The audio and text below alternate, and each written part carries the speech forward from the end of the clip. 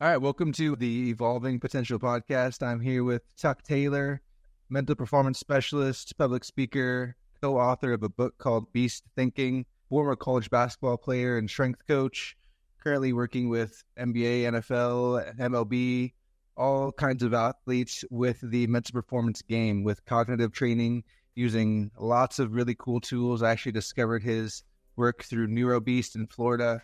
By these really cool videos he's doing. It'd be hard for me to even put to words exactly what he's doing. It'd be nice to have like a video resource, but I'll let Tuck kind of talk about some of the stuff he does. Like I've seen a guy doing wall sit while memorizing a list of words while doing number grid. So, I mean, things like that. I'll let Tuck kind of talk about some of the stuff he does right now before we get into how he got to this point. All right, Tuck, tell us what you do.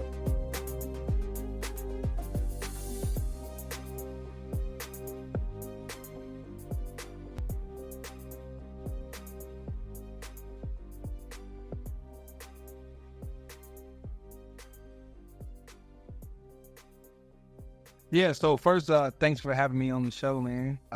Yes, sir. We've had conversations in the past, and I like the path that you're on as far as, attracting different minds and being able to have these conversations like this. So hats off to you before we even get started.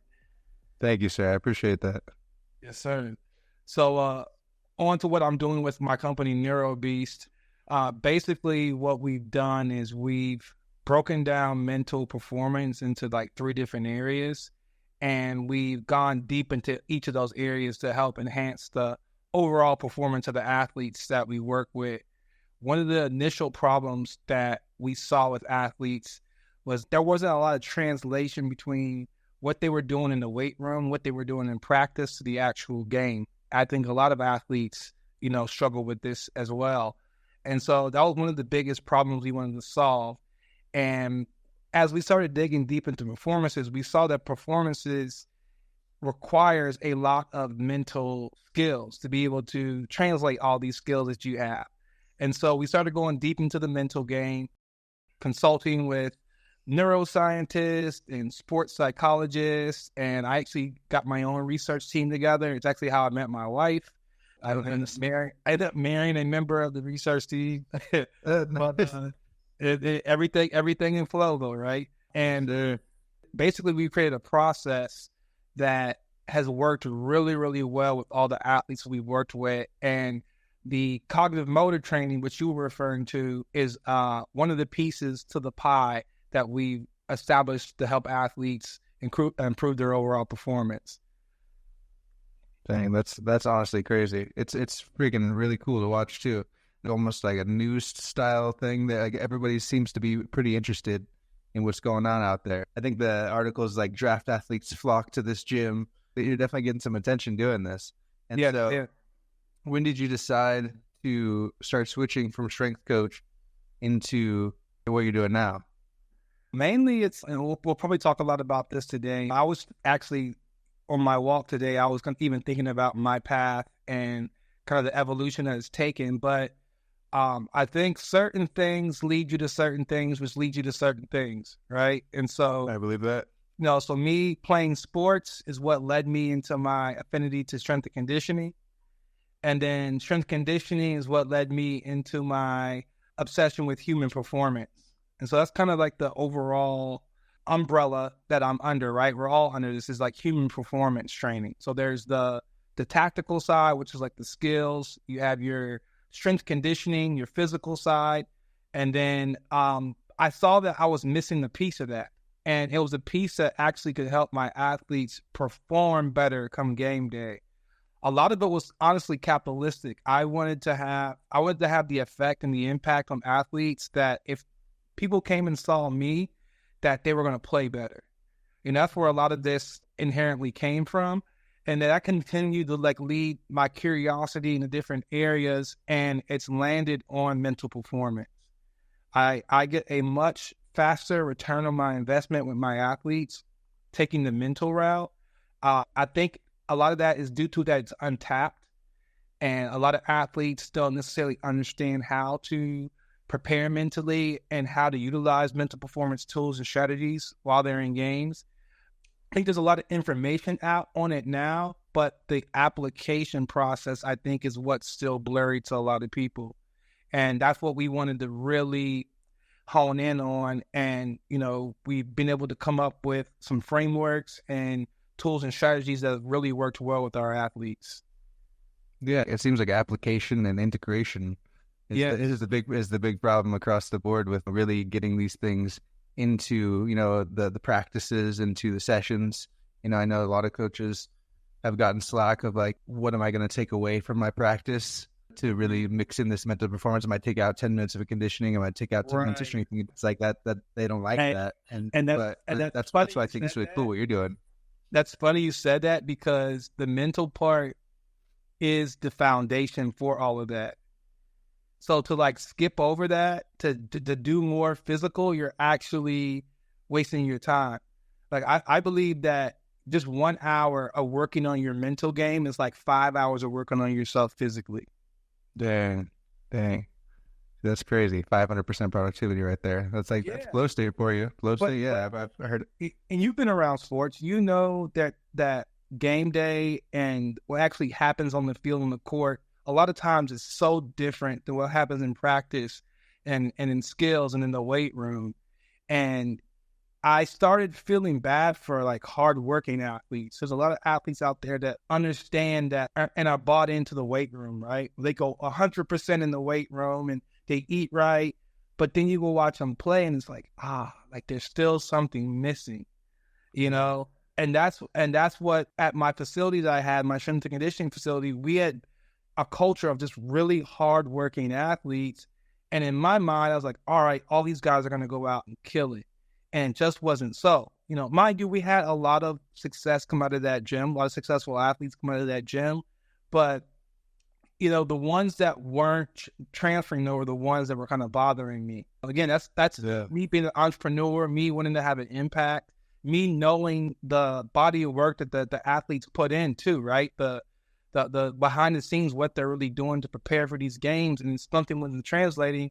So that's what made me really start to dive into the mental game. And it's, like I said, it's been very impactful in my own personal life. It's been very impactful in the lives of a lot of my athletes as well.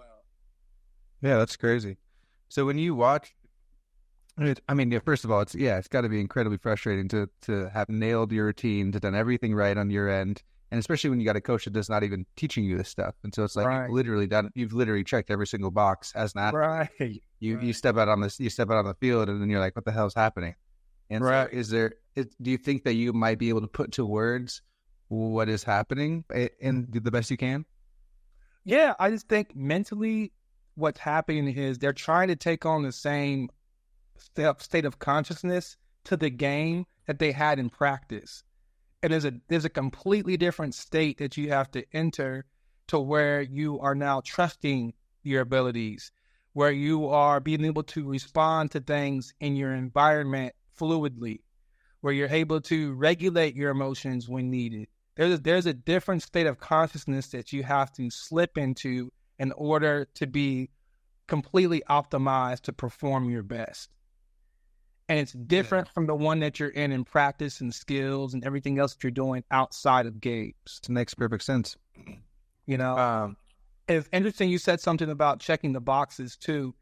And once athletes understand the power of their mental game and they're able to establish these routines and different things that help them prepare mentally for games, that is the last box they have to check.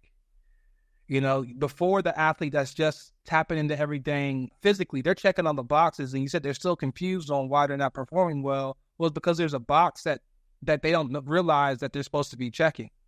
And that's the mental part of it. And that was a big thing that helped us last year when working with a lot of Major League Baseball players, was we were able to give them that kind of last box to check as far as their pregame routine, to let them know that they are mentally ready to go out and perform at their highest ability and their best ability. So when you know that, now you can fall into trust.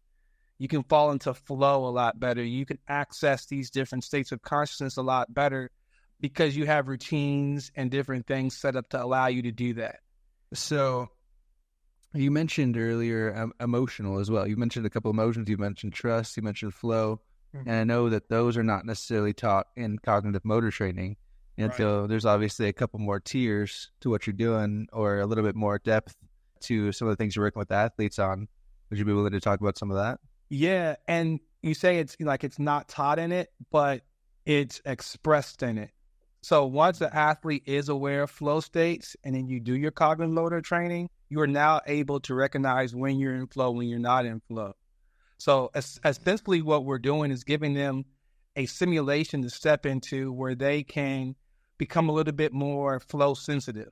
So where they can engage into different processes, that don't necessarily have to be even like their own sport that they play, but you're just engaging in processes that when you're responding to different stimulus in your environment, using the process and using that to engage into a state of flow. And then when that simulation is over, you're now able to analyze and assess yourself. Was I in flow, or what was I focused on? What intruding thoughts did I have in my mind? You're able to give yourself that time and place to really understand your psyche, your psychology, where a lot of athletes don't have the space or the opportunities to do that. That's a main thing that we wanted to provide with our company, is that space for them to explore their mind. Yeah, wow. Yeah, that's definitely missing, as well as, the emotional aspect and people feeling free and then gaining that self-awareness around their own behavior. That's crazy. And it gets it. And that's where it differs from like sports psychology. Sports psychology, they're going to sit you down and they're going to talk about your emotions. We actually sit you down, talk about your emotions, but then put you in a simulation where you are able to explore them. And we're also there with you to coach you through it. So where some athletes don't understand what anxiety feels like, they don't think they're anxious, but you put them on a drill and they're obviously anxious. It's like, this is what anxiety feels like. Yeah, I guess I am anxious before the game.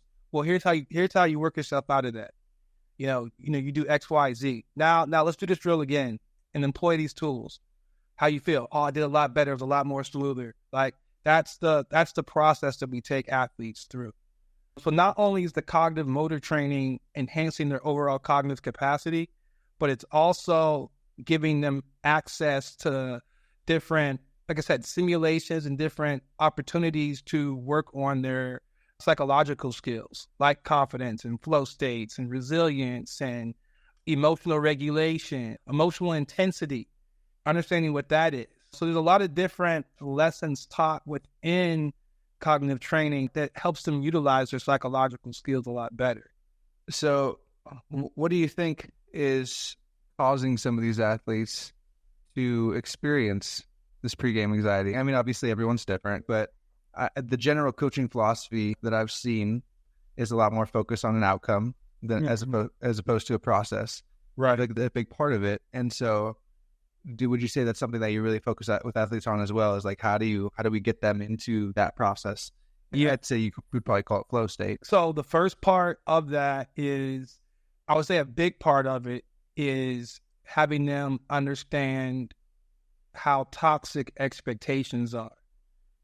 And that when you have phrases in your mind that says, I should be, or I must, or I have to, that is going to most likely take you out of state of flow, because you're going to be analyzing yourself while you're performing. And when you don't reach these strict demands, your confidence takes a blow. So now you're not in flow. Now you're not loose. Now you're not free. You're in your own head now. And so I would say one of the first steps, one of the most important steps, is teaching athletes how to identify possible expectations they might have for their performance, understanding the perceived expectations that they think their coaches and support staff might have for them, understanding invisible expectations. So these are expectations that don't even exist, that the athletes place on people like their parents, coaches, fans. It's like, they expect me to be, or they came to watch me play, so I should be able to do X, Y, Z. I see. And it affects all athletes at all levels. My current clientele, I have professional athletes. I also have an 11-year-old that I work with. And he has expectations just like the pros have expectations that they have to your race. where his might be mom and dad, the pro might be, I need to do this because I want this contract, or I just got signed to this big contract. People expect me to come out and play at this level. Yeah, that's huge pressure. Right. That's kind of the essence of sports, right? And competitive sports. It's really no different than recreation, but it's the expectations that are added onto the athlete, the hype. It's all that different things that you have to navigate as an athlete to still make it at its essence just a game. Yeah, that's honestly why we love watching the playoff games, the championship games. It's like anything to get that intensity up. It's so funny you start talking to people that, and I'm always like, I love watching the emotion in games. I love watching to see the dude who folds versus the dude who comes out on top, Yeah. Like that's just so intriguing to me because it's not based solely on skill, obviously. Right. We saw that this past Super Bowl, right, with Mahomes in the overtime. It's like he was waiting for that moment. Yeah. Like, he was waiting for that moment. He wanted a moment where he had to lock into a process, where there was a time constraint, where there's a constraint with the score, where there was pressure. He wanted to be in that moment because that's what he's built in. Exactly. And I 100% agree on that. And so it's like there's those people that just know, like, put me in that moment. Give me the ball when 5 seconds left on the clock. Like, I'm the guy. I'm that guy. Absolutely. And so how would you say, okay, I guess here's the question. If coaches around the country, around the world, could take something out of your playbook and kind of just implement it just to give their athletes a little edge, what might it be? Maybe if they don't have all the cognitive motor tools that you have, but you want them to really kind of like take something seriously. My message to the coaches out in the world is to blank. So I would say the lowest hanging fruit in mental performance is confidence.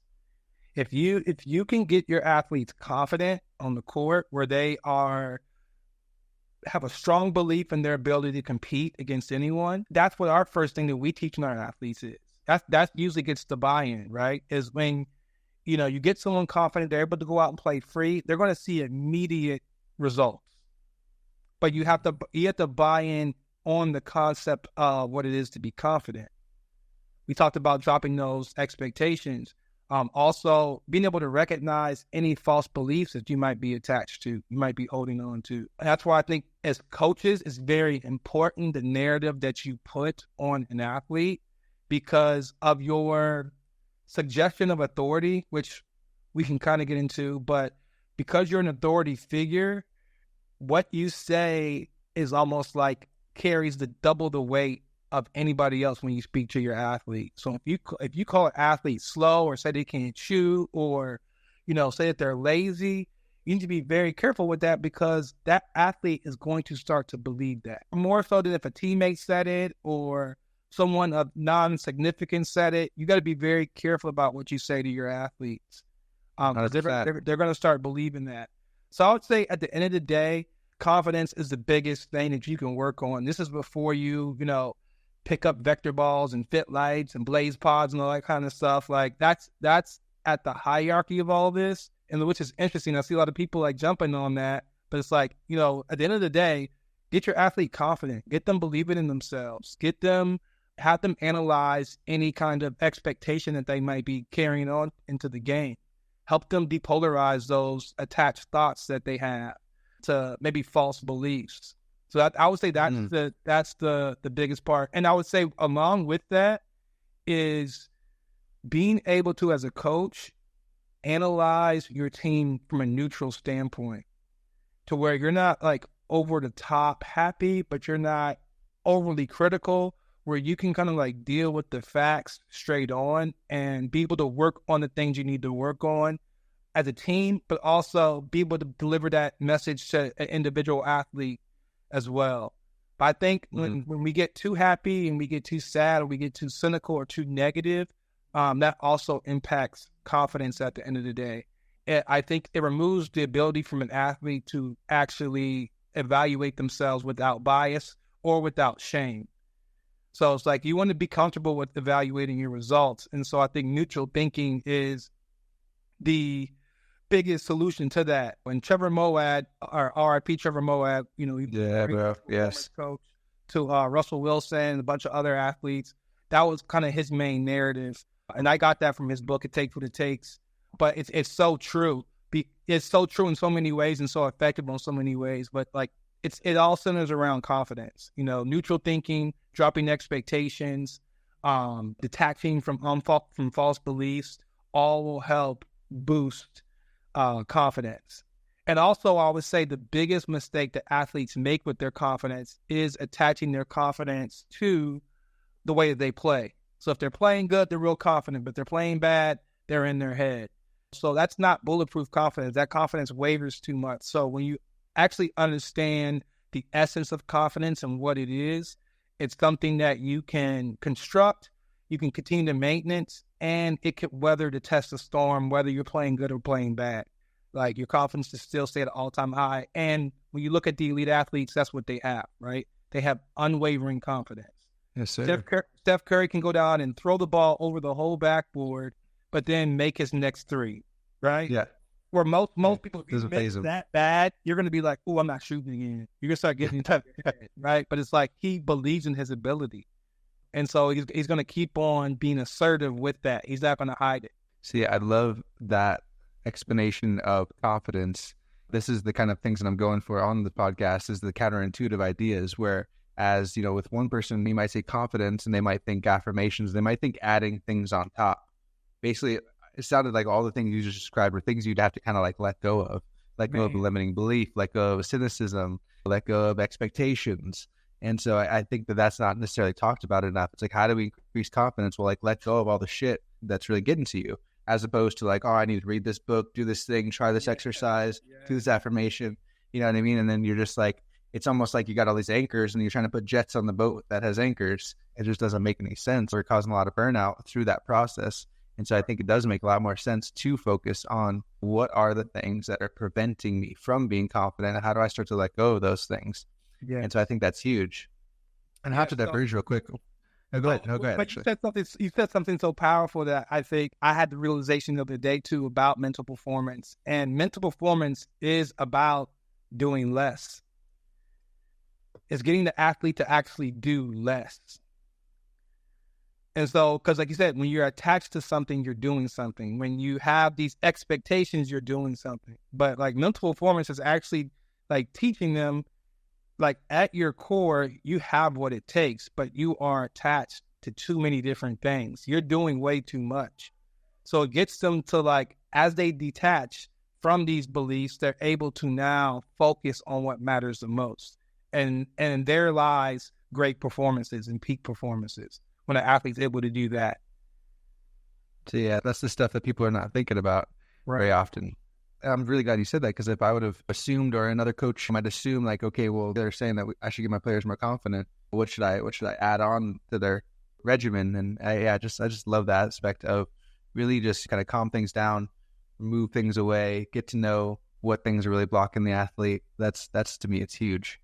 I love that you brought up Trevor Moawad too. So this is a funny little side story. So I got into mental performance coaching and figured out what it was, figured out what sports psychology was super intrigued by it. I realized it was all the things I was studying in personal development.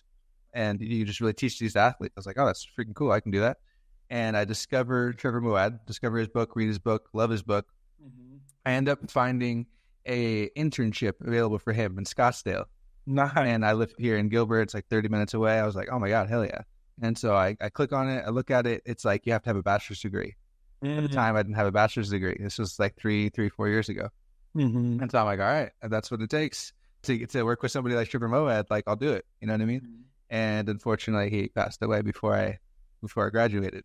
Right. So I am officially graduated now. I'm in a master's degree. But yeah, that was a truly amazing man right there. Like, worked with many athletes, but just such a great guy. His dad was an amazing public speaker. I feel like he was just bred to be that person. Absolutely. And going back to one thing you said about coaches and what they can do, shout out to all the coaches that I've worked under and worked for that's brought me on to like speak to their athletes. But I think being resourceful when it comes to mental performance is another big thing. Trying to do it on your own when that's kind of not your thing, it's not going to be as effective. But like, I've gone and spoke to teams multiple times, and they've had turnarounds in their season, not necessarily because of me, but like it's the message that I'm preaching that now becomes a part of that organization's framework. It's like, hey, like we don't hang our head, or we're going to keep each other accountable for this, or we're going to start using these tools and strategies when it comes to confidence, when it comes to crunch time.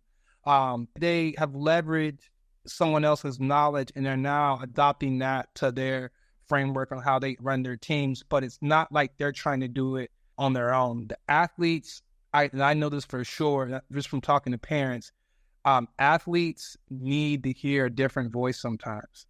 You know, and so if you're the one teaching basketball, you're also teaching this and teaching that, and now you're trying to teach mental performance, your athletes can easily tune out. But like bringing in a fresh voice, bringing in fresh energy to your team, it's not only going to be refreshing to the coach, and the coach doesn't have to do as much now, but also is giving your program a boost on something that most programs probably aren't locking in on as well. So it's going to give you that competitive advantage if everybody has a framework that they're working off of for confidence, and everybody like truly intrinsically understands confidence. So now you're able to utilize these tools and strategies a lot easier because you understand how to do them. If you've had, you know, an expert teach you how to use these things. Yeah, and see, that's exactly what I'm trying to promote on this page as well, and that's something that I would like to do some of in the future, consulting.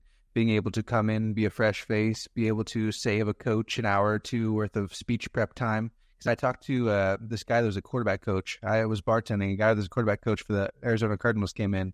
Mm-hmm. We were talking, and he was talking about how challenging it can be every single week. I got to come up with some sort of speech. I got to have a theme. I got to have something we're working on. And that's all being done outside of any sort of research for the physical aspect of the game, for the technical aspect of the game. Right. It's like, it's an hour expecting these people to be experts in 3, 4, 5 different aspects of training, and that's just silly because it's like then when you're focusing on everything, you're kind of focusing on nothing.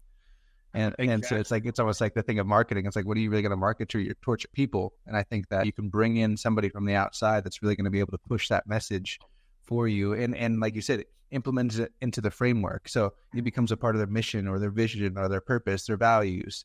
You really coming in there, and that can make a huge change. And I don't think that is being understood well enough. And so everyone is either not doing it at all or trying to figure out a way that they can do it themselves. But it is a great, great method to bring in somebody like yourself to kind of do that for them, to give that spark. And so it's awesome that you're doing that. So on that note, let's dive back into some of your first public speaking. How did you get into public speaking, and how did that go for you? The fear. Let's talk a little bit about that. Yeah. At my facility that I owned, I was always taking like a more mindful mental approach. And so we started out doing mostly kind of like the weight loss thing. This was like maybe like 2010-ish when I started doing this. And so my theory was that I'm not just going to let these people sign up for my facility and go out there and work out because their mindset's not set. The intention's not set. So I started doing this presentation called Unleash Your Inner Beast to every single person that joined my gym. And little did I know that I was actually priming myself to be a public speaker. And so it was every single week I was doing these presentations, and then I would kind of do like they would either sign up or not sign up at the end of the presentation, right? And so as I kept on doing it, and I'm not, at that time, I wasn't a super like analytical person, but I was just like, okay, I did it this way and they didn't sign up, or I did it this way and they did sign up. Keep that. Like I was just kind of keeping mental notes in my mind. And then 3-4 months in of doing it, you actually have a really good presentation together, something that's like really impactful. And my gym at its peak had almost 300 members in it. This is a private facility. So I saw the power. And another thing about that era for me was that everybody in there's vibe and intentionality was just pure, because they had that. They kind of knew at essence what we were about and what we were promoting. And whether or not they were like that themselves, when they stepped into that building, they almost treated it with reverence and know that like, this is the mindset I need to get into to be here, to kind of blend in with these people. And then slowly but surely, you're training 3, 4, 5 times a week, you're around us. They start adapting a lot of that mentality themselves, and their businesses are starting to thrive, and they're starting to do great things in their lives outside of just trying to lose weight, right? Their bodies are transforming, but so much other aspects of their lives were. And then I started getting people coming back to me and like, bro, like you changed my life. I don't know if you realize it, but you changed my life. I kept on hearing that rhetoric from a lot of people. And one of the, I call him, he was my OG at the time. He was like, bro, you got something special. Like you got a gift, dude. And I was just sitting there listening to him. I was like, okay. Because with anything that you do, there's going to be some doubt. There's going to be some self-criticism. But when you start getting feedback like that, and you start to recognize also like what it is that you have and what it is you're working on, what your true gifts are. And so to answer your question, my public speaking started from doing probably 100 to 300 sales presentations at my gym that was called Unleash Your Inner Beast. And that was actually became kind of the framework that I worked off of in all of my other speaking ventures that I've had. That's crazy, man. What a thought though. Like I don't really want all these people working out in here without being more intentional. Like, well, during that time too, I guess you could say it was kind of like my awakening period. So I was becoming more woke, what people call woke, and I was very sensitive to other people's energies. So I was like, you know what? I need to set the vibe. I need to set the intention in here and what's going to go on in here and what's acceptable, kind of what's not acceptable. And through once people saw what the vibe was, either you join or don't join, but you're joining with the understanding of like, this is what we do here.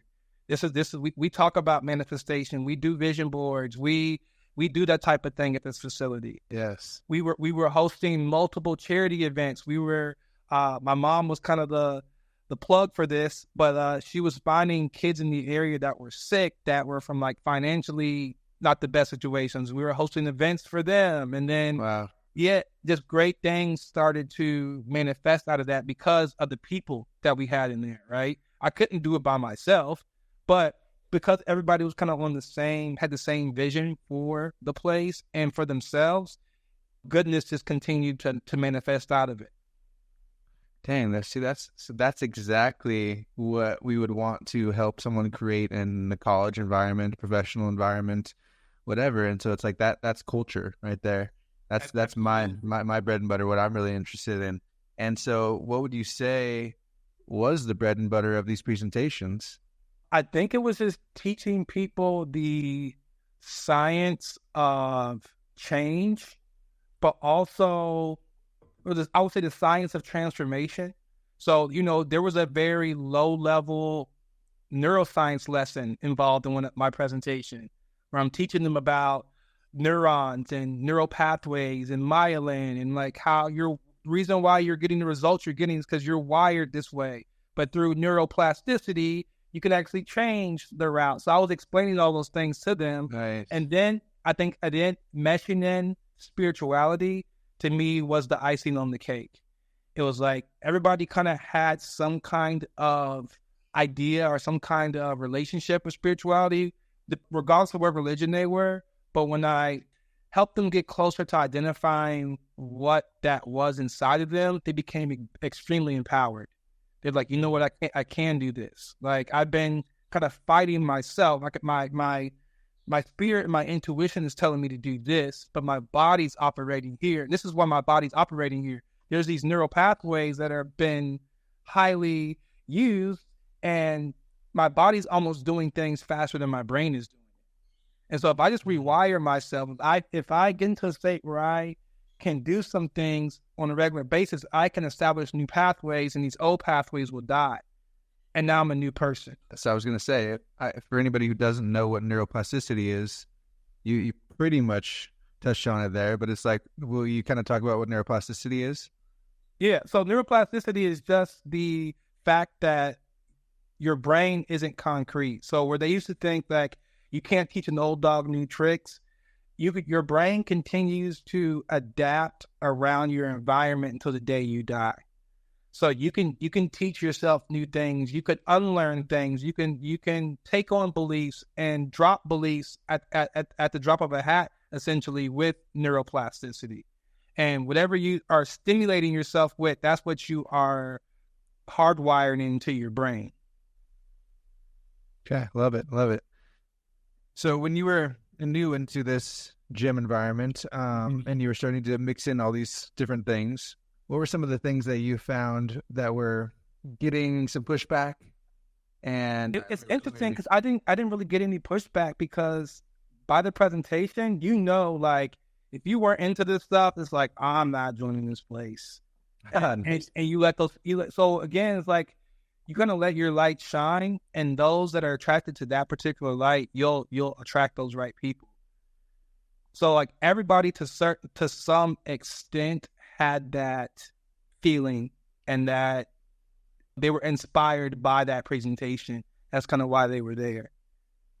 And you felt a certain sense of inspiration to stay on this path, even though it was kind of like the less taken path as well. And so it's like you're now public speaking, now you're talking about neuroplasticity, now you're talking about spirituality and stuff, and you're facing some sort of self-doubt during this at all?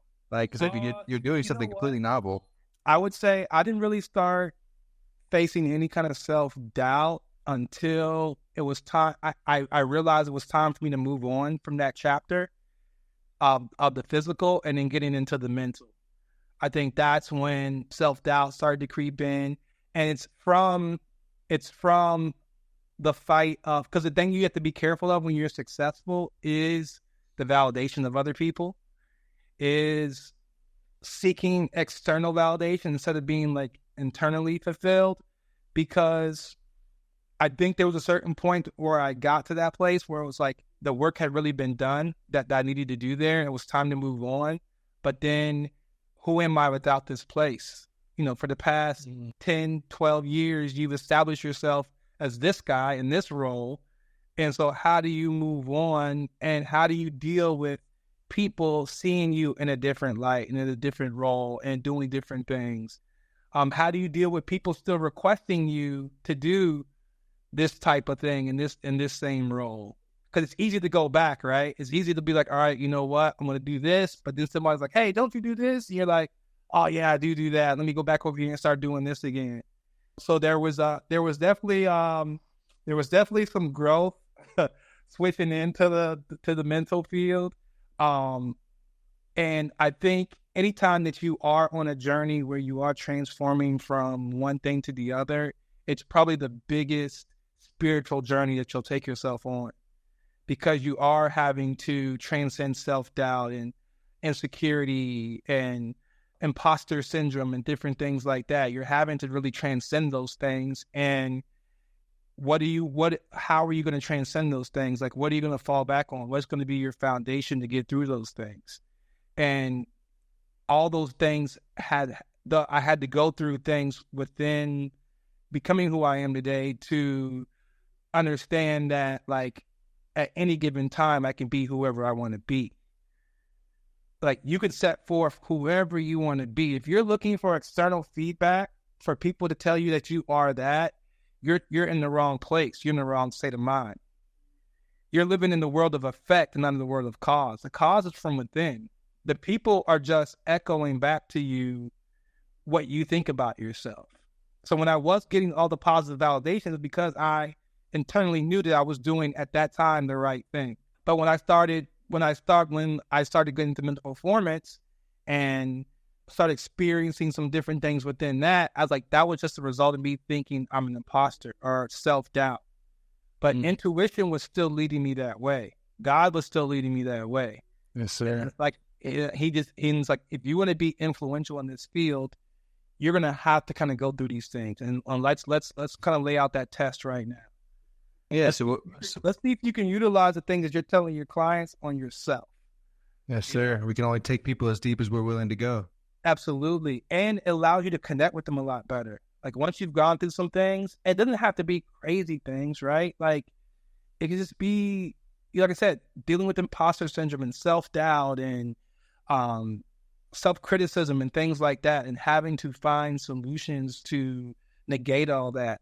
How to get all the voices of self-doubt out of your head, and how to, like, hear that one true voice inside your head that's going to be that guiding light. It's a process. And I teach that with my athletes, like, because I've had that experience. And it's amazing. Like, once you do simple things, you're able to tap into that same energy and that same force. And so we both very much believe in acting as if, Neville Goddard, right? Yes, And so sure.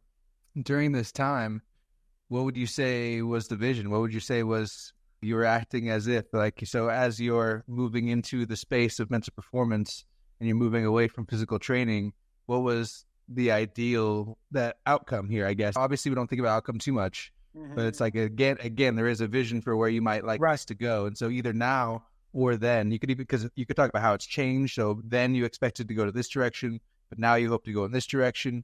Kind of talk this through the vision for mental performance growth. Yeah. So once I, for sure, going back to what you said about Neville Goddard and, different esoterics of their time, I got deep into those works during that time, even deeper. I'd already been in it, but like I got even deeper into it. And then what ended up emerging was a muse, essentially, that I was kind of chasing. And it's going to sound super nerdy. I've never said this out loud, but like the muse that I'm chasing now and that I was chasing then is Morpheus from the Matrix. And all my clients are Neo. I'm trying to let them know that they're the one, that they have the ability to transcend their environment and be exactly who they want to desire to be. I still chase it today, and it's through different. You got to be skilled in a lot of different facets of mental performance to be able to do that, and have the spiritual knowing as well.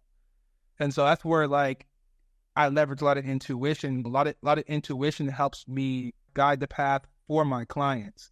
Then I get them to tap into their own intuition and tap into their own God that's within them, and they're able to start to transcend a lot of different things and transform. So I wouldn't say it's crazy, but it's very refreshing. I guess the thing that I get validation from now is when I'm working with someone and I already know that they're going to transcend whatever it is that they're trying to transcend, I already can hear them saying like, hey, guess what, coach? I just qualified for my first major tournament. Or guess what? I just PR'd on this. Hey, guess what? I just made this team. Or seeing it on the news with my pros. It's like, hey, this guy hit a walk-off home run today, and this guy did this. This guy, it's become my norm. It's become my norm because I know what I'm instilling in my athletes, and it's a beautiful thing to watch them utilize these things pretty seamlessly and start to get the success that they've been desiring this whole time. So is the dream to continue doing this one-on-one or through events or through online? And how do you plan on delivering this Morpheus style? So that's interesting you say that. So once, from a business standpoint, I realized that I can't train everybody, right? And you can't work with everybody, but there's probably a lot of people that would like to work with me. So I started, and I'm still in this process. I'll probably be ready in like maybe 2 or 3 months from now, but really putting together more of a scaled version of what I do and how I work with my clients so that people can start tapping in with that. I realized that it's unique. I realized that it encompasses a lot of different areas to where if you were to try to like mimic it, you would have to go get this from a sports psychologist and get this from a neuro coach and then get this from a spiritual guru. It's kind of all put into one because it all is the same. It all comes from the same thing. And so as you kind of are in that journey on that road of mental performance, your mind starts to become awakened and you start to really get a deeper understanding of what all this is. That's what I ended up realizing as well, which has been so cool to see how I look at spirituality. I look at like neuro-linguistic programming, look at psychology, look at mental performance training. I'm like, holy shit, this is like all the same stuff.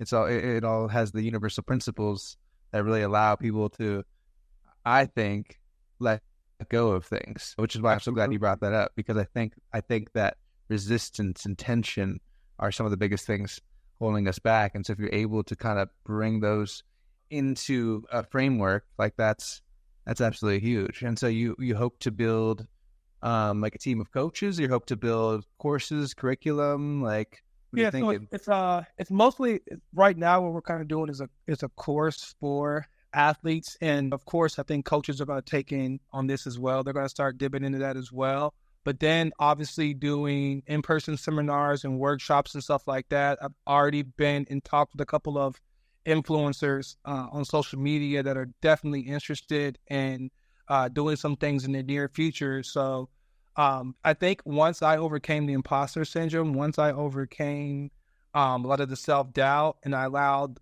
pretty much allowed God to express in me what my purpose is, everything's become a lot more easier. There's a flowing more.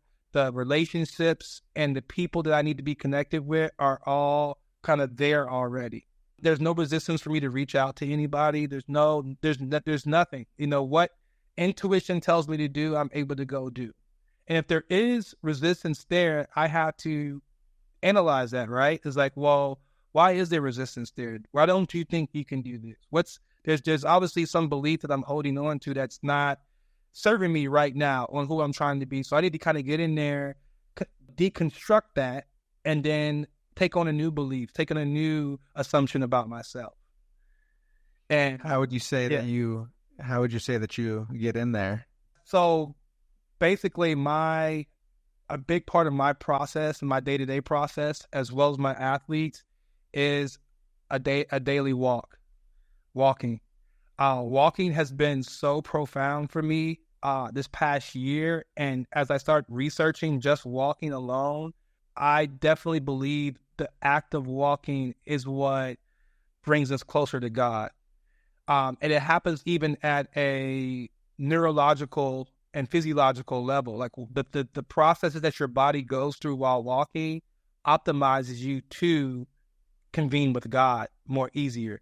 One of the things that happens when you walk, because it's bilateral in nature, it creates a hemisync of your right and left side. So like your creative side and your analytical side actually merge into one. And so that's why problem solving and things like that happen so much easier when walking, because you're almost creating a super brain where it's utilizing the whole brain at one time. If that makes any sense to you. It does, absolutely, yeah. So yeah. Actually my top performing video on Instagram is about hemisync. I made a video I never expected it to blow up, and I talked about Robert Monroe and hemisync and the power of really connecting the right and left brain, whether it's through frequencies or through physical activities. There's different ways, and you do over a longer span of time. You like Einstein behind me here played violin, but also did like a shit ton of math, and so it's like those two things on the opposite end of the spectrum that help develop both sides of the brain. But it's really cool when you can do a specific activity that allows those things to come together. When you think about it, as far as what we're wired to do and meant to do as human beings is walk. It's the only thing we're really meant to do. The way that we're constructed, we're upright, and walking when we were primitive helped us become hunters and gatherers. It helped us do things, but we were also getting information from higher intelligence during that time to create the wheel and discover fire and all these different things. It's all through because we were moving, and the bilateral nature of us moving created that hemisync. Another thing that happens when you walk, you kind of get into that groove of walking, is it's called transient hypofrontality. And that's where the analytical and critical part of your brain and the part of your brain that condemns and shames is deactivated. So as you're walking, you can think about an issue that you're having, and because of the hemisync, you're able to find a creative way to reconcile that issue, and your problem-solving abilities at a higher state because you're not shaming yourself or condemning yourself when you're thinking about your problems and issues and things like that. So when you were talking about, as I was discovering resistance and doing some of the things I was doing, I was able to find solutions to that resistance on my walks. So that's what's one of my non-negotiables that I do every single day, is because it's how I commune with God. I just walk, and I'm out, and the intuition and all that kind of stuff flows, and that's the kind of the guiding light to my path, is being able to do that. That's awesome. And I hadn't heard of the transient hypofrontality from walking, and that's huge. So I had heard of that term because of flow state. So Stephen Kotler talks about flow state. He talks about how when you get into flow, you have a transient hyperfrontality, which is, the front part of your brain just basically shuts off, and the front part of your brain is the one who is judging, who's being super critical, overanalyzing everything. Mm-hmm. And so a lot of people need those experiences to trailblaze, their way into a state of non-judgment. Yeah. And so I think that the more often we can get someone to experience that, the easier it is to get back there. Just like you were saying before, it's like I get people to feel what it feels like for cognitive motor skills or whatever, so that then they can translate that into the real world. And so I think it's huge to be able to experience flow state or experience a walk and to experience that shutting off of the critical mind, so that we can actually, that in itself is the letting go, very much so, of what's the default mode network. I'm sure you've heard of as well. So it's like there's this whole network in our brain that is constantly firing, that's making us stressed out.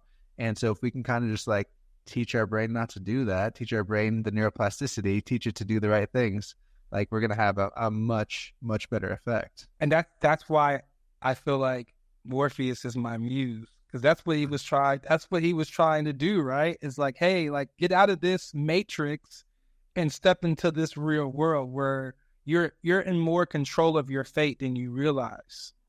It's all not pre-programmed out. It's not numbers. It's not all these type of things that are already set for you to respond to. It's a whole different world, a whole different perspective that you can be living from, that's going to optimize you. That's going to allow you to attract the success you're seeking, allow you to fulfill the desires that you have as well.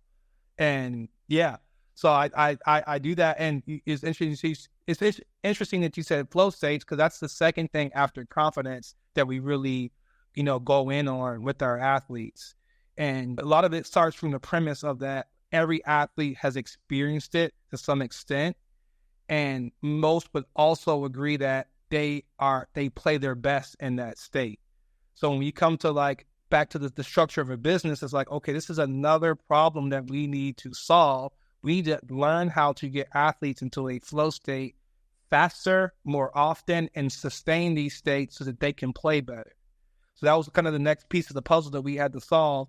And the process of walking and different things like that, the tools that we teach like that are allowing our athletes to get into these flow states a lot easier, and to be a little bit more flow sensitive, to where they can recognize they're in it and not overthink it, to where they take themselves out of it, but then almost relax more into it. And they know what nuances to focus on to keep themselves in it. They also know what nuances to focus on to get themselves back in it if they've gotten out of it, right?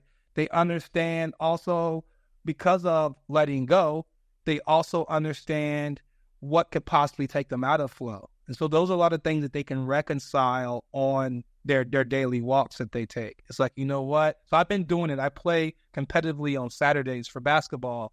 And so I had a period when I first started doing it, I was playing out of my mind. Like, and I'm 40 years old, had guys out there half my age. So I was like, all right, what are some things that could possibly take me out of my flow state? And I was like, well, if you miss multiple shots back to back, right, how do I reconcile that? So I'm walking and I'm thinking about these things. So I was like, well, are there good players that miss multiple shots back to back? For sure. Are there great players that miss multiple shots back to back? For sure. So why are you getting so hurt about 2 or 3 shots that you miss in a row? Like, that's going to just like end the rest of your day. And so it made sense to me in my walks. I was able to depolarize that, right? Then another thing, I was like, well, what if you walk in there and there's a 6'8", 6'9" guy? All right. Immediately your physiology is like, oh my God, I got to like go against that guy, blah, blah, blah, blah. But then it's like on my walk, I was like, you know what? He has to play against you and what you bring. I was like, so you just assert yourself against him, and, you're going to be able to show yourself that you can play in a game with guys that tall, because you're being you, and they actually have to adjust to who you are and your skill set and the things that you're bringing to the table. And so that's what happened. So then I would go play, and I'm playing out of my mind. Like I'm in these sustained periods of flow. And then because of my flow is very transmutable. So I'm transmuted that to my teammates, and now they're in a flow state. Now collectively we get into a flow, and we're blowing guys out, and it becomes a very enjoyable experience. See, that's so cool. And that is the kind of people that I think athletes need to be around too, is like, so someone like you who's able to talk about what they're experiencing and talk it out and to kind of interrupt or argue with that internal dialogue. And I don't think I don't think it's as common, as it should be, at least, where people are going like, okay, like what is going to frustrate me? What is going to pull me out of flow? And it's Right. like, it's not really a thought. It's like, well, it comes, and when it comes, and I just take advantage of it, and I hope it comes. Like it's always been like this fleeting thing that whether sometimes you get it, sometimes you don't get it. But it's like my premise is that our natural state is flow. And it's due to the attachment of different beliefs and things that we react to externally is what takes us out of it. And so as you investigate those things and figure out what those things are, once you get into flow, you actually can stay there a lot longer because the things that used to trigger you and take you out of it don't do that anymore. Like, and that's where the other like false assumption or myth about flow is like you play perfectly when you're in flow. You don't. You make mistakes. You're just not triggered by them anymore. So you're able to stay in flow and make good things happen. Continue to make good things happen even after one or two bad things might happen. They just don't register in the brain the same way when you're in flow as when you're out of flow. Absolutely awesome. They're able to teach people that. I'm blown away. I just think that it's far too often left to chance, and it's just, I don't think it needs to be that way at all. You said it right there. It's like, why leave flow to chance when you can access that before every game? And then what it really turns into is it kind of goes deeper than just the game with my athletes. It's like, all right, it's going to be easier for you to get into flow in the game if you're living in a flow in your normal life, in your day-to-day.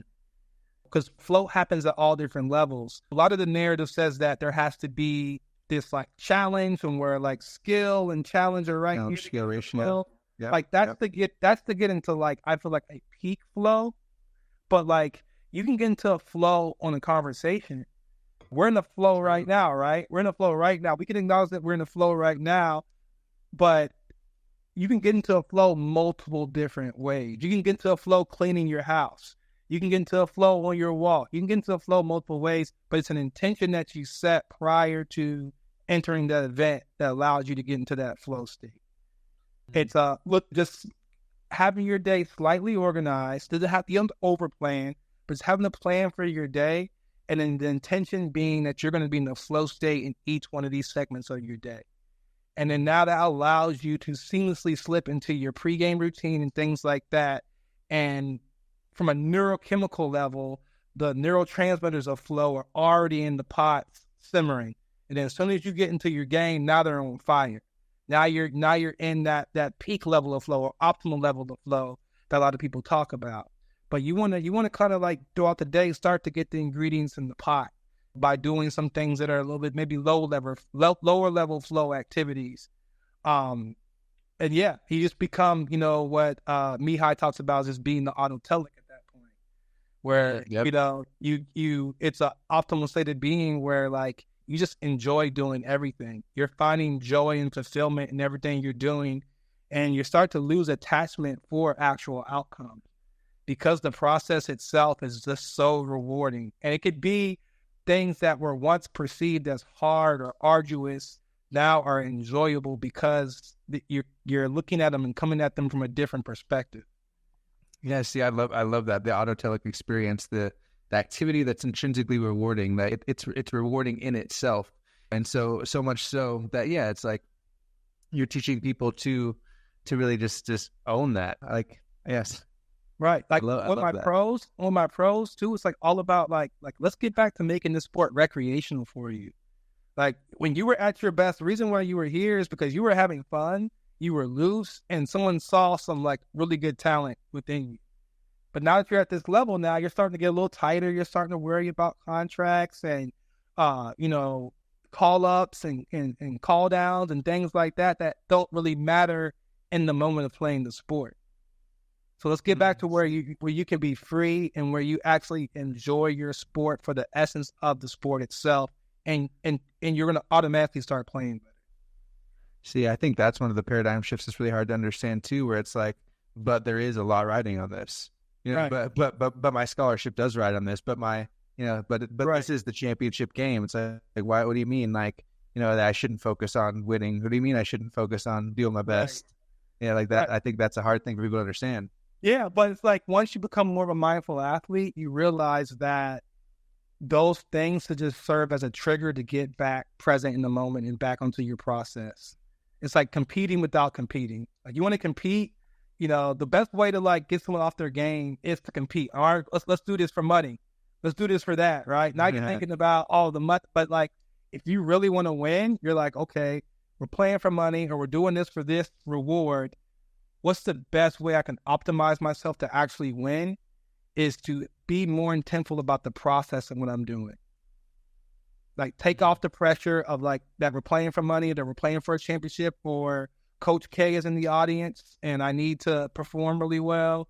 So it's like once you are able to like, you can recognize that those things are there because they're there, right? You can't ignore them. But if your strategy is to perform well with those things present, your strategy has to be lock into your process, get present. And I always tell my athletes the peace is within the process. So like the peace that you're seeking through the chaos of playing for the scholarship or playing in front of this coach or doing all that, that's kind of like a hellacious type way of like being in your sport where your process is the peace. So like you can be playing in a packed arena, you can be playing, on Super Bowl Sunday and still be at peace because that's where your process is at. That's huge. And that's where it comes back to the autotelic thing. That's what I was going to say earlier.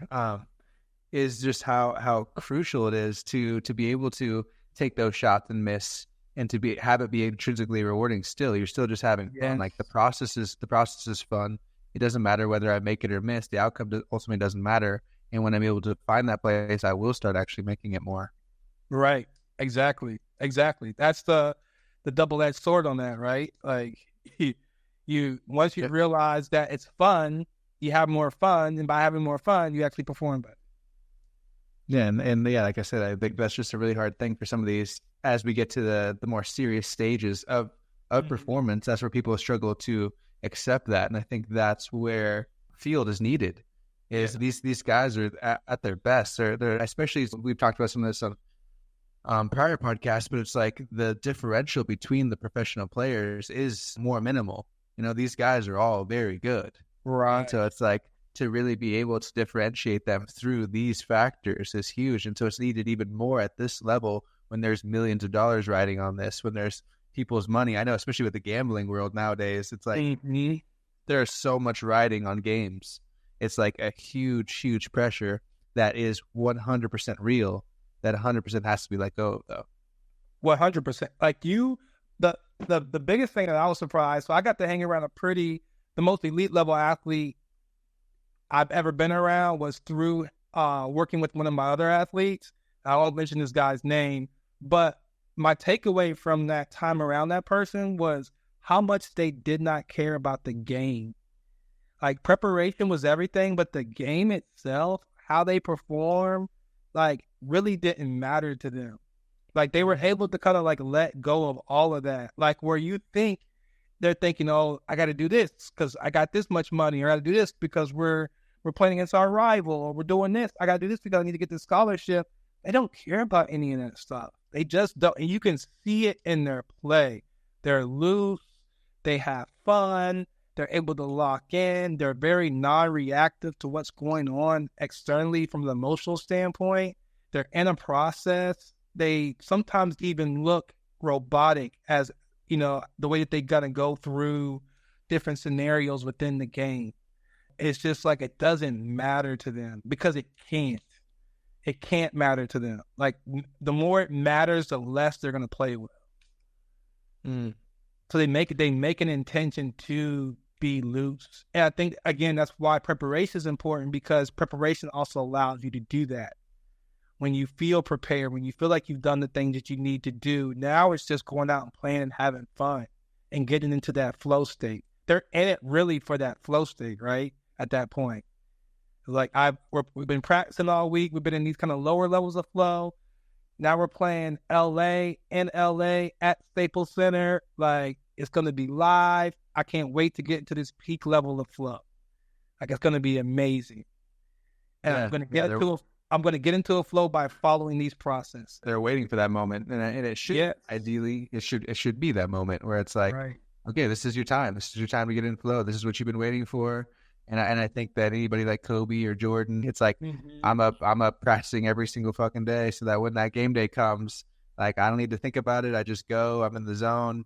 I love that you said that too. Like in the personal life, they've been putting those ingredients together. They've been kind of like priming their brain for flow, so when that game comes around, it's like I don't even need to think about it. I let go, and then now those ingredients are already there. You know, it's like let's shake up the snow globe and get things going. Right. Exactly. The environment itself almost kind of like stimulates. It's like, oh, like we got these things, these neurotransmitters in here. There's this serotonin and dopamine and endorphins and anandamide all kind of like floating around in here. Yeah. The situation gets it like boiling, where it's like to me that's like that peak level flow that you're in.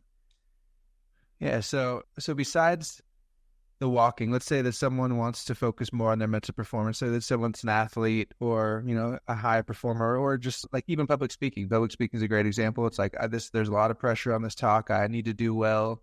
Besides walking, kind of getting to know yourself, kind of like listening to some of the things, what would be some tips you'd give someone to kind of really allow themselves to let go or to really perform their best and just to get started with the mental game? Yeah, and that's where I think the cognitive motor training thing comes in at, because it kind of gives you another arena to kind of perform in and kind of put those pieces together.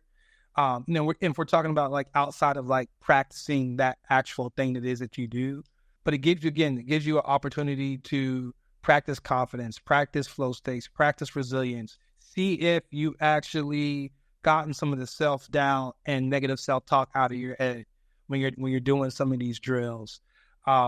It's a good simulation to kind of put yourself in. Again, going back to the Morpheus example and the Matrix example, I always think about the Kung Fu scene in the first Matrix, where Neo and Morpheus are fighting one another in a simulation, and he's trying to get Neo to relax and release and to know that he knows Kung Fu and release self-doubt and insecurity. I feel like that's what the cognitive training is for me. It's like these things about flow, about confidence, but now let's practice that live. Let me put you into a simulation where there's going to be triggers for anxiety. There's going to be triggers for perfectionism. There's going to be triggers that might cause you to self-doubt yourself. Teaching athletes how to juggle is one of my favorite things, especially if they obviously didn't think they can do it before. And once I start training with them and then we do our juggling module, they learn very quickly how to do it. They're like, oh, wow. Like, by not having any self-doubt, by not having any expectations for me learning this, I was able to learn this very fast. And now I'm doing something that I didn't think I was going to be able to do in the past.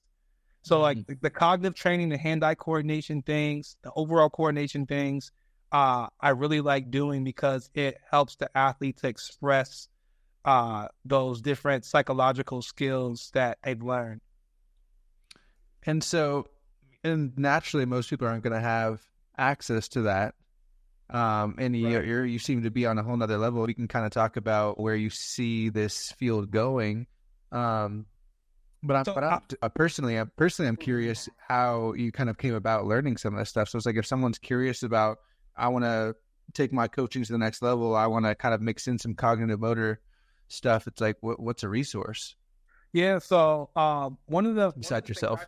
besides myself, one of the things I looked at and kind of sprung my interest when it was a lot of these drills originated from like concussion protocols, where like if someone got a concussion before, you know, usually when you play for a high level organization that has like concussion protocols, you'll go through these tests of like, which is essentially cognitive motor training.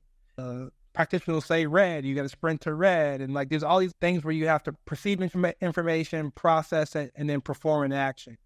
And so my thought process was, well, if these are used to assess and then eventually get athletes back to baseline after a concussion, there has to be a way to get them above and beyond their current level of cognition. Optimize it, right. And so I was looking at it and I was like, well, you know, this is where coming from the strength conditioning field helped me. It's like, well, let's start looking at volume. Like how many decisions does it take to really create these new connections in the brain. And I realized it's a lot, like, because the brain is so resilient, the brain is so complex. You really have to load up a lot of decisions in a short period of time to start to make these changes in a person's cognition. So these were just some of the realizations I had. And then it was just meeting up with other people that were kind of on that similar path around that time. Nick Davenport was someone that I consulted with and had a good relationship with. There was one of my guys ended up being my best friend. Name is Mike Pine. He's actually a practicing shaman, but he allowed me to, like, conceptualize a lot of the things that I was doing too as well. I was like, yeah, like this is like teaching people to really utilize their super conscious mind. When you get down to the nitty gritty of this, he actually will come out and do some meditation and things like that with some of the athletes that I will have in town. But yeah, I mean, a lot of it honestly has been intuitive. And as my practice was growing intuitively, I started seeing research studies and different things that backed a lot of the things that I was doing. Being able to have a research team of my own also helped a lot. That's how I ended up meeting my wife. It's through that process. I think a lot of it was like not being afraid to utilize a lot of the things that I felt intuitively worked, and not waiting around for science to back it up. Mm-hmm. And then you're doing that for 3, 4, 5 years, and eventually science starts to back it up. Like, oh yes, like there is proof that cognitive motor training helps with reaction time and inhibition and metacognition and all these things that I already intrinsically knew and we're seeing in my athletes. I think I was also in a unique position to where I had access to a lot of athletes as well. So I was able to essentially lab rat them. I apologize to all the ones that were in the lab rat phase, but somebody's got to do it. I was able to essentially use them as lab rats to really see what was working and what wasn't working, and which allowed me to do it. It's just kind of like diving deep into the trenches. There's people that like create philosophies about this stuff and want to like prove it through science, and there's people that just go out and use it and kind of get into the trenches and actually use it. And both people hold value, but I think a lot of times the people in the trenches sometimes will second guess themselves because they don't have certain credentials or certain letters after their name. They don't think they're worthy enough to start doing some of these things. And it's like, no, like when God gives you intuition, when God gives you these hunches and stuff, you have to be obedient to those things. That's what's going to lead you down a very unique road and very unique path. Yeah, I agree. And I think that's where we have to be able to hear that message. And I think that's where even the transient hypofrontality comes back into play. And the fact that you have your shaman friend come out and do meditations with people, I think that is hopefully leading us into the future as well, where it's like, okay, what does the future of sports look like? And when we can reverse engineer flow state by optimizing for transient hypofrontality, it's like, how do we get that part of our brain to shut off so that flow is able to turn on? And I think that's kind of what I see, there's a lot of your work being based around. And so it's like, yeah, that to me is super cool. And so where do you see, do you see a lot more coaches utilizing this cognitive motor training in the future? Where do you kind of think, based on your expertise, where we're headed right now? I definitely see it gaining in popularity. I think VR and AR are going to have a big impact when it comes to cognitive motor training. I think the more that you can, the different simulations you can put people in and different challenges that you can offer them and in unique different ways, I think it's going to be best for the athlete. I think that the narrative on flow states is also going to start to get a little bit more popularized as well. My big thing is just not making it overly complex. One of the biggest compliments I do get from my athletes is that I just got this from one of my golfers, and he's like, if you know anything about golfers, most golfers are already kind of hip to the mental game because the sport is so mental, especially at the pro level. So he was like doing his due diligence and reading the books and all that kind of stuff, but was having a hard time implementing it, engineering some of these things into him. And it was because everything was so esoteric, so complex. It wasn't like simplified. And so by simplifying the process for him, And him already kind of having that background from doing his own research, it was able to click for him. It was like, oh, like this is how you do this. This is how you do that. It's all very simple, right?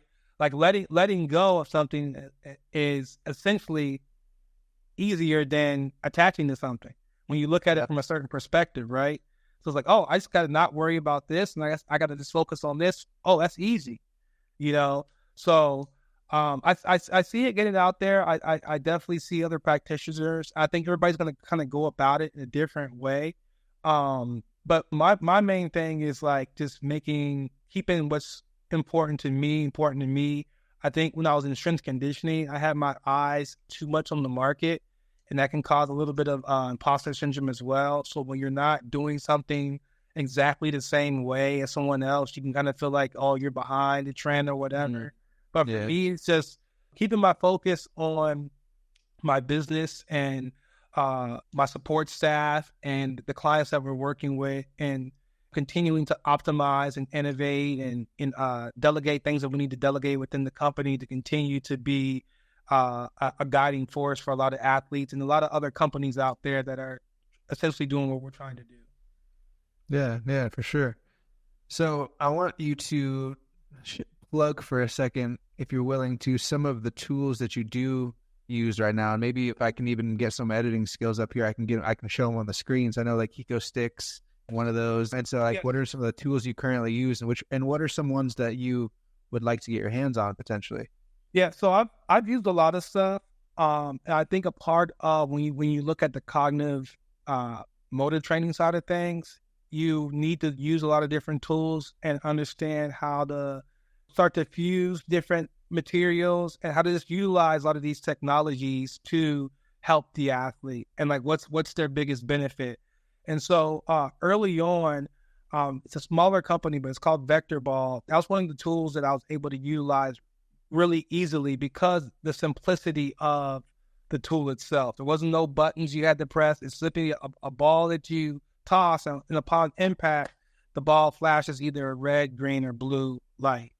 And so I was able to, especially working with groups of athletes and multiple athletes at one time, able to create drills and different scenarios for the athletes utilizing that tool that was really easy. We were able to get like a high volume workouts in with that. And you're also, working on hand-eye coordination at the same time. So not only you're working on decision-making and impulse control, things like that, but also hand-eye coordination as well, which is a very transferable skill. Right. So shout out to Vector Ball. They've been really good to me too as well. And then, me shouting them out, it's not because of my relationship with them, but because I truly believe, it's a valuable tool, especially to a lot of coaches out there just starting getting into it. And then you got your Blaze Pods and your Fit Lights. I own both of those. Those are both very good tools as well to help athletes with their reaction time. And then Synaptech boards and things like that are also things that I've been able to been around and use. I think like the VR is going to be the next wave. I think as VR technology becomes a little bit more affordable and the wearables become more practical for people, I think, athletes are going to want to be putting themselves in these VR simulations to really work on a lot of these, the cognitive motor side of things for their sport. I know Neuro Tracker, they have a really good program called React. React is spelled with a K. And then on the Meta headset, like 2 or 3 good programs to use. Start really training cognitive motor.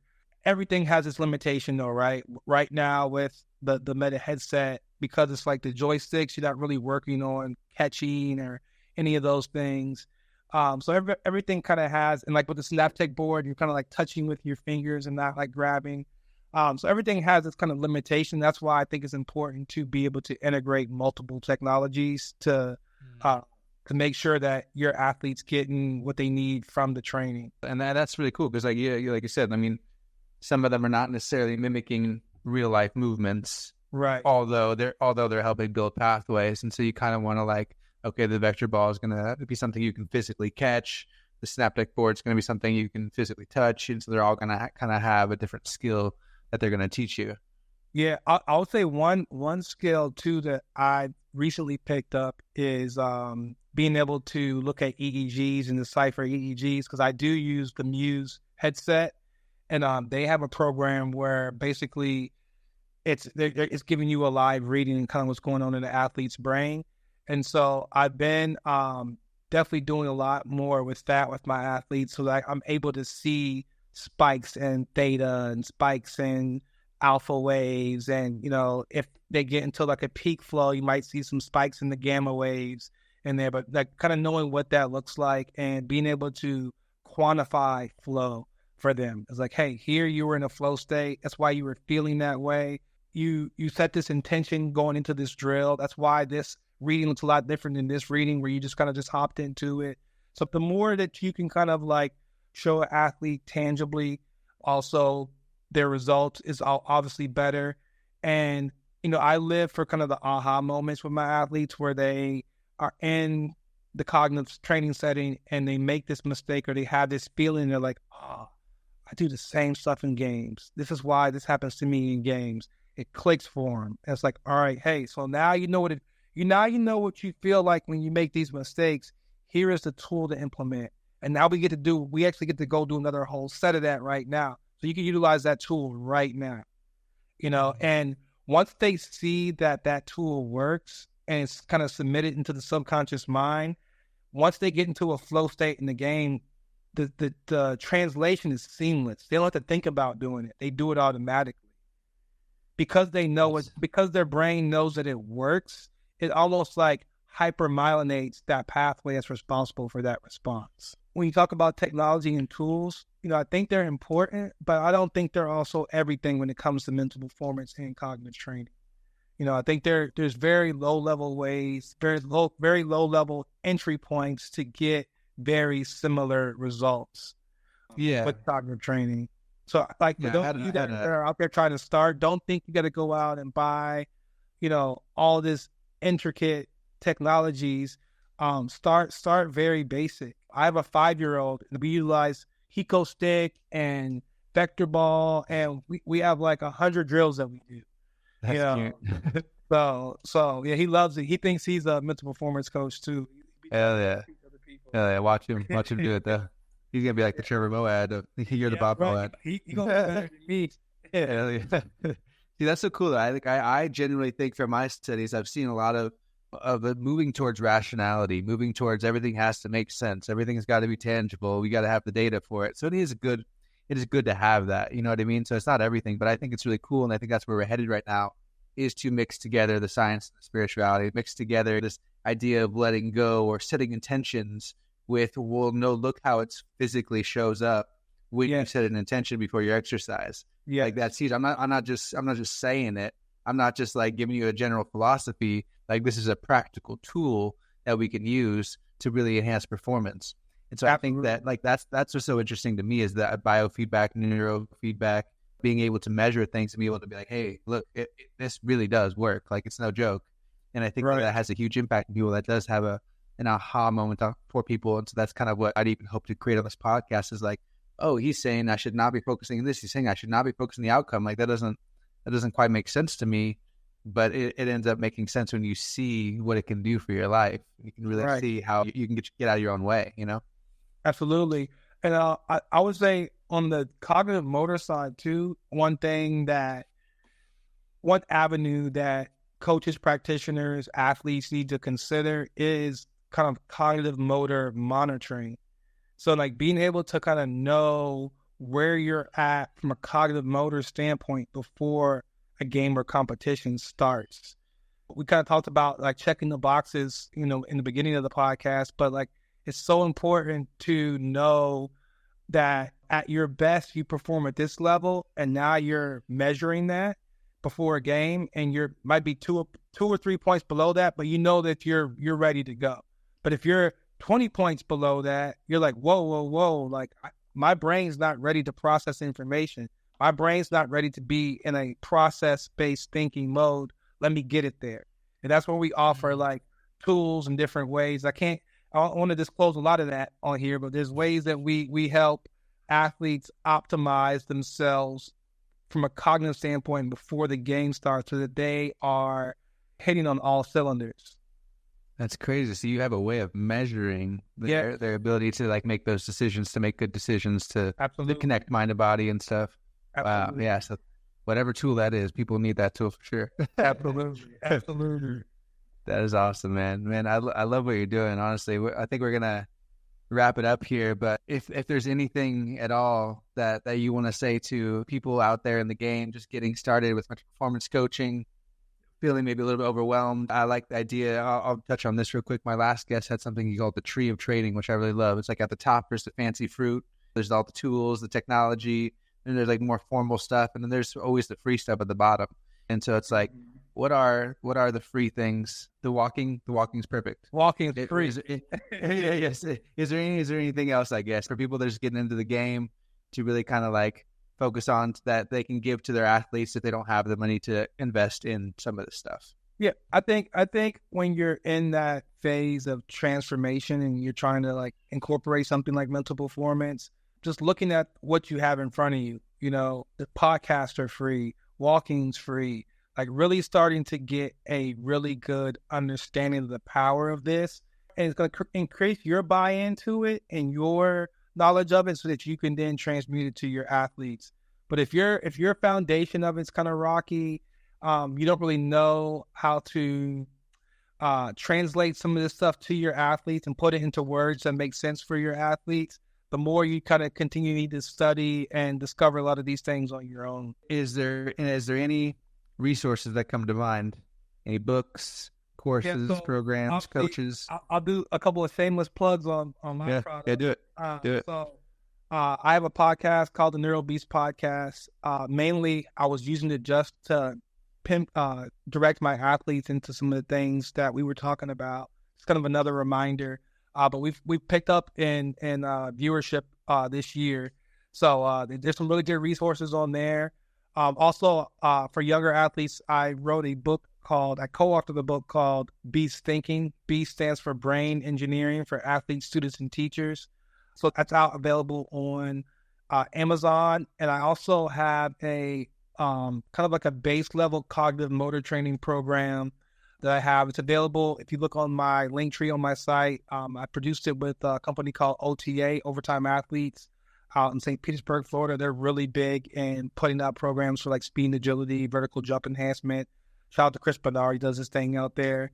But I did a product with him called Cognitive Performance Systems that kind of gives you a base level start on cognitive motor training with very minimal equipment.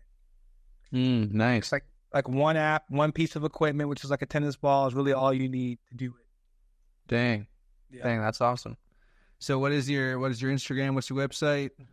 So my Instagram is at neuro.beast. On Facebook, it's just Neuro Beast. That's really the only thing I'm really on. I have a website. It's about to be under construction. We're getting ready to do some different things with our website as well. Like I said, I got some up-and-coming things as far as understanding our full process at Neuro Beast. So look forward to those products within the next 2 or 3 months. I think they're going to be an absolute game changer in the way that we approach mental performance here on out. Beautiful. That's awesome. Okay, and you'll be hearing from me as well because I might have to be. You said you figured some things out with your business and how to really deliver these methods and what's working. And so I love it, man. And I love where you're headed. I love what you're doing. I love your mindset. And thank you so much for coming on the podcast. You giving me some of your time. Absolutely. I'm very much looking forward to see where your work is headed and to connecting again in the future. For sure. We talked about doing things in the past. I think that time is coming very soon. So I appreciate it. And I appreciate you having this platform for mental performance coaches to come on and talk about what we do. It's sometimes you get into a flow of work where you don't really get to like talk about what it is that you do to other people that might not understand it or people that do understand it. You love people to have these kind of a high level conversations. So I appreciate you having this platform for guys like myself and the other coaches that you've had all year. So I appreciate it. Man, it's been an absolute pleasure. It's just fun. I love it doing this. So this is my passion, talking about it, researching it, being all about it and disseminating ideas. So yes, thank you again. and we will definitely be in touch.